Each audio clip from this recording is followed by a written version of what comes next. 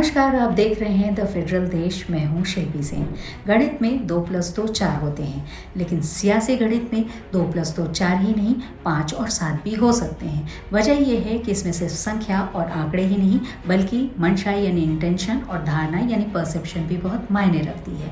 उत्तर प्रदेश की सियासत में बहुजन समाज पार्टी इस समय कमबैक मोड में है। बीएसपी संस्थापक कांशीराम की पुण्यतिथि पर लखनऊ में 9 अक्टूबर को जो रैली हुई उसमें जिस तरह से भीड़ जुटी उसको लेकर के पार्टी उत्साहित है और बीएसपी सुप्रीमो मायावती पूरी तरह से एक्शन मोड में है। वो एक के बाद एक निर्देश दे रही हैं।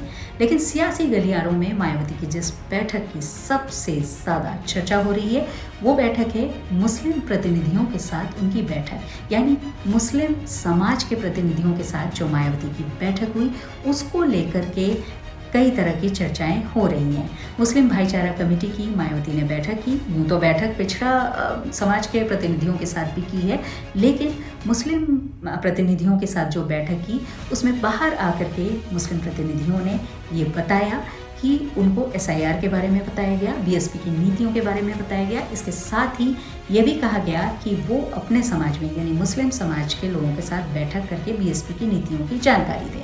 अब सियासी गलियारे में इस बात की चर्चा हो रही है कि क्या बीएसपी किसी नए विनिंग कॉम्बिनेशन की तलाश में है, क्या बीएसपी सुप्रीमो कोई नया प्रयोग करना चाहती हैं या फिर अपने ही किसी पुराने प्रयोग को दोहराना चाहती हैं। इस चर्चा को तब और बल मिला जब बीजेपी के पूर्व विधायक राघवेंद्र सिंह ने मुस्लिम लड़कियों को लेकर के एक अमर्यादित टिप्पणी की। उसके बाद मायावती ने सोशल मीडिया पर इसका विरोध जताया। खैर, अब इस बात की चर्चा है कि मायावती क्या कोई नया प्रयोग करना चाहती हैं, तो ये प्रयोग कौन सा होगा। जिस तरह से मुस्लिम वोटों पर मायावती की नज़र दिख रही है उसके कई मायने निकाले जा सकते हैं। सबसे पहली स्थिति ज़मीनी स्थिति उत्तर प्रदेश की है। उत्तर प्रदेश में 12 ज़िले ऐसे हैं जिसमें मुस्लिम मतदाताओं की संख्या निर्णायक है, यानी वो किसी को भी चुनाव जितवा सकते हैं, जिसमें रामपुर, मुरादाबाद, मुजफ्फरनगर, शामली, मेरठ, सहारनपुर जैसी सीटें हैं, जैसे ज़िले हैं जिसमें मुस्लिम मतदाताओं की संख्या 25% से लेकर के 49% तक है। रोचक बात यह भी है कि इसमें दलित मतदाताओं की संख्या भी ज़्यादा है और उससे भी ज़्यादा रोचक बात यह है कि इसमें यादव मतदाताओं की संख्या कम है, यानी 1 से लेकर के 2.5% तक या 3% तक है। अब यादव मतदाताओं की बात क्यों आई? वो इसलिए कि इन ज़िलों में जो मुस्लिम मतदाता हैं माना ये जाता रहा है कि उनका एक तरफा वोट समाजवादी पार्टी को मिलता रहा है, यानी मुलायम सिंह यादव के समय से जो M+Y कॉम्बिनेशन उस समय बना था उसमें इन ज़िलों की बड़ी भूमिका थी और समाजवादी पार्टी को आज भी यहाँ के मुस्लिम मतदाता वोट करते हैं। अब मायावती की नज़र इस तरह से इस पर है कि मायावती और बीएसपी दलित वोटों पर अपना कॉपीराइट मानती रही है।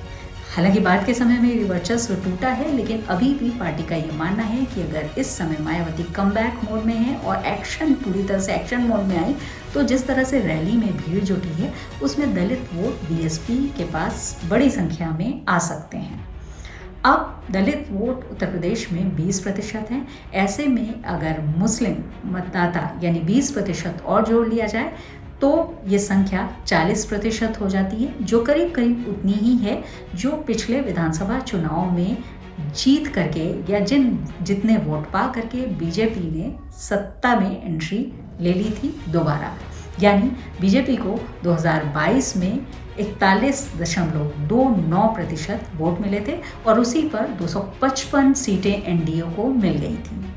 अब मायावती का ये दांव इसलिए भी है और इसके साथ ही राजनीतिक विश्लेषक ये भी चर्चा करते हैं कि मायावती के पास विकल्प का अभाव है, क्योंकि एक समय में यानी 2007 में मायावती ने जिस सोशल इंजीनियरिंग के फॉर्मूले की बात कहते हुए जिस कॉम्बिनेशन को बनाया था, यानी बहुजन समाज की बात की थी, बहुजन हिताय की बात की थी, वो आज के समय में उतनी प्रभावी नहीं लगती है, क्योंकि 2007 में उनको इस बात पर सफलता मिली थी। उससे पहले उनको सिर्फ दलित वोटों के लिए ही एक तरह से बीएसपी को देखा जाता था, लेकिन और बल्कि लोगों को ये स्लोगन्स आज भी याद हैं, तिलक तराजू वाले जो दिए जाते थे रैलियों में। लेकिन उसके बाद जिस तरह से हाथी नहीं गणेश है, ब्रह्मा विष्णु महेश है का नारा दिया गया, उसमें 2007 में बीएसपी को ज़बरदस्त सफलता मिली।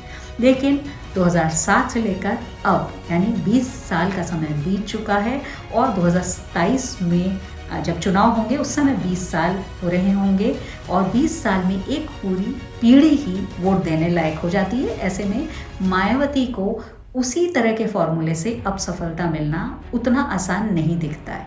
लेकिन सबसे बड़ी बात यह है कि ब्राह्मण को लेकर के, जिसको लेकर के मायावती ने प्रयोग किया था, अब ऐसा माना जाता है, हालांकि आजकल इस बात की खूब चर्चा हो रही है कि ब्राह्मण बीजेपी से नाराज़ है, खासतौर पर उत्तर प्रदेश सरकार से नाराज़ है।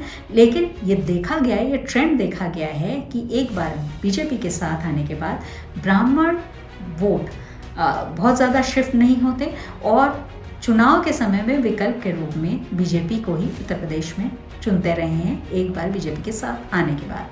खैर, ये तो बात हुई ब्राह्मण वोटों की। लेकिन मायावती जो कॉम्बिनेशन बनाना चाहती हैं वो ऐसा कहा जा रहा है कि अब M+D यानी मुस्लिम प्लस दलित का बनाना चाहती हैं। मुस्लिम वोट इस समय समाजवादी पार्टी के पास है। ये बिल्कुल साफ है कि समाजवादी पार्टी को परंपरागत रूप से ही मुस्लिम वोट मिलते रहे हैं। एक बहुत अहम सवाल ये है कि जब भी बीएसपी सुप्रीमो बात करती है, बीएसपी बात करती है, तो दलितों के लिए किए हुए अपने काम की बात करती है। लखनऊ में या तमाम उत्तर प्रदेश में वो स्मारक दिखते हैं जो दलित स्वाभिमान के प्रतीक हैं। लेकिन मुस्लिम मतदाता ऐसे में उनसे सवाल कर सकते हैं, जो सवाल वाजिब भी है कि उन्होंने उनके लिए क्या किया है। हालांकि कुछ बातें हैं भी उर्दू टीचरों की भर्ती जैसी, लेकिन फिर भी बड़ी बातें कहने के लिए मायावती के पास क्या है कि सत्ता में रहते हुए उन्होंने मुस्लिम वर्ग के लिए, मुस्लिम समाज के लिए क्या किया है। इसका सवाल बहुत ज़रूरी है जो पूछा जा सकता है बीएसपी से। तो ऐसे में बीएसपी की राह कतई आसान नहीं लग रही, लेकिन सियासत संभावनाओं का खेल है। ऐसे में मायावती कोशिश कर रही हैं राजनीति की मुख्य लड़ाई में वापसी की। आगे क्या होता है इस बात पर हमारी नज़र रहेगी, लेकिन आप इस बारे में क्या सोचते हैं ये ज़रूर कमेंट बॉक्स में बताइए। इसके साथ ही द फेडरल देश को लाइक करना और सब्सक्राइब करना न भूलिएगा। धन्यवाद।